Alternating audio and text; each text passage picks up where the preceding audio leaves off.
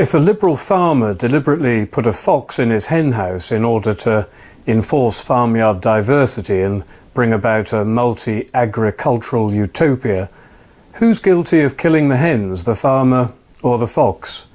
In the wake of the Islamic murders in Paris, shouldn't we be asking this question? Just who are the murderers here? The Muslims for carrying out the commands of their prophet, or the Western politicians who invited these medieval barbarians into our liberal democracies?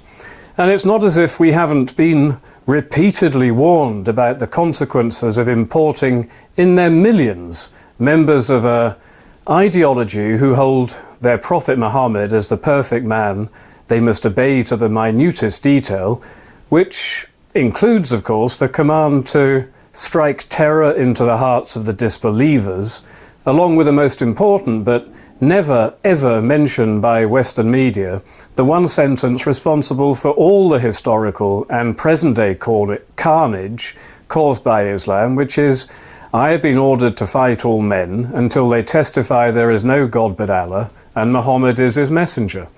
No matter how many Muslim atrocities are carried out, this one simple edict is airbrushed out of existence. British Home Secretary Theresa May recently stated the Paris murders had nothing to do with Islam. Really, Theresa? It's just ISIS that's responsible, not Islam itself. Was ISIS responsible for the gang rapes of British girls? No. Was ISIS responsible for 9/11 or the 7/7 London bombings? Was ISIS responsible for kidnapping and enslaving Christian girls in Nigeria, massacring Christian Africans in Sudan, or for any other of the atrocities carried out day in, day out by members of differing factions, all belonging to a certain religion and a certain religion alone? And whether it's Muslim men with a desire for gang-raping underage infidel girls, or Al-Qaeda, or Boko Haram, or Janjaweed militias, there's just one common denominator. They're all Muslims, and they're following the commands of their prophet to wage eternal war against the disbelievers until we submit to Allah. Why is this so difficult for the mainstream media and traitor class politicians to understand? One of the best explanations of insanity is believing in a delusion and repeating delusional actions in the hope events will turn out against all rational expectation. Why are we importing so-called refugees from Muslim lands, the vast majority of them males of military fighting age, when ISIS has already stated they will feed 5,000 jihadists into the West?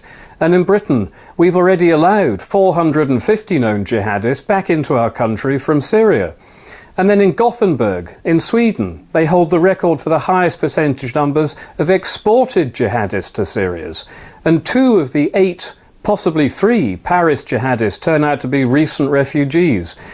All this while the entire Middle East has been virtually cleansed of Christians. Why are we inviting into our Christian or post-Christian countries millions of young males who fanatically follow a supremacist ideology akin to Nazism, which labels all Europeans as infidels and which clearly states it's their duty to destroy us?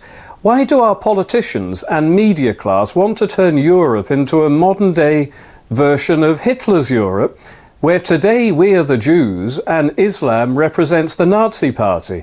And why do they continue to ignore reality and maintain Islam is peaceful, and it's those who refuse to recognize this lie are labeled as Nazis? It's insane. It is totally insane. It's a group insanity of unprecedented proportion, and it's our death knell. It means the violent end of Western civilization within a bare few decades.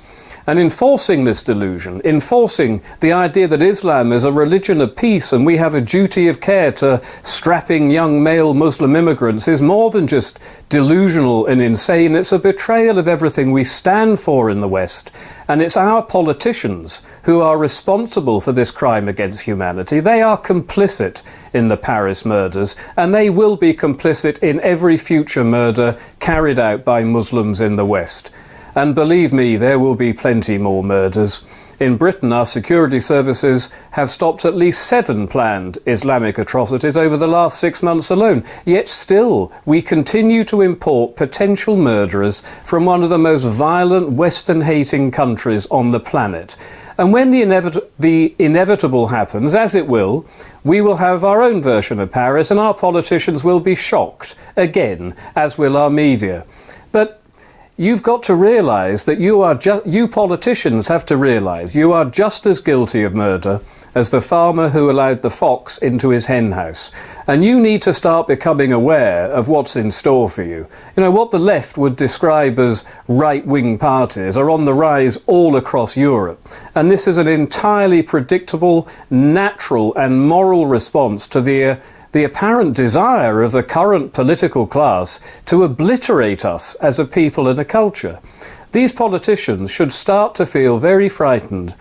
They really should. They've committed treason and they have committed a crime against humanity.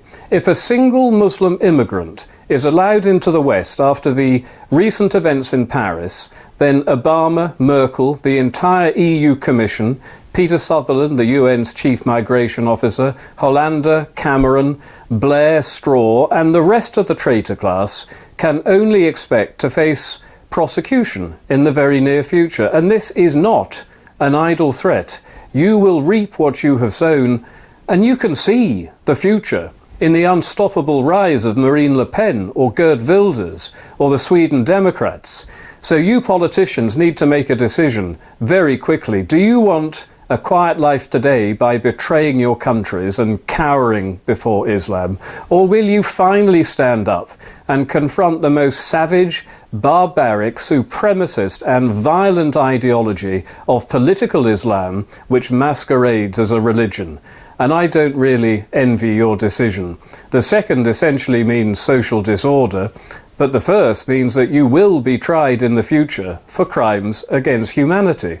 And I think we all know the decision you're going to take, and I cannot wait to see our traitor class of politicians in court well before 2025. If you continue to import people who tell us they wish to murder us, then you are all just as guilty as the Muslim who pulls the trigger, or just as guilty as the farmer who puts a fox in his hen house.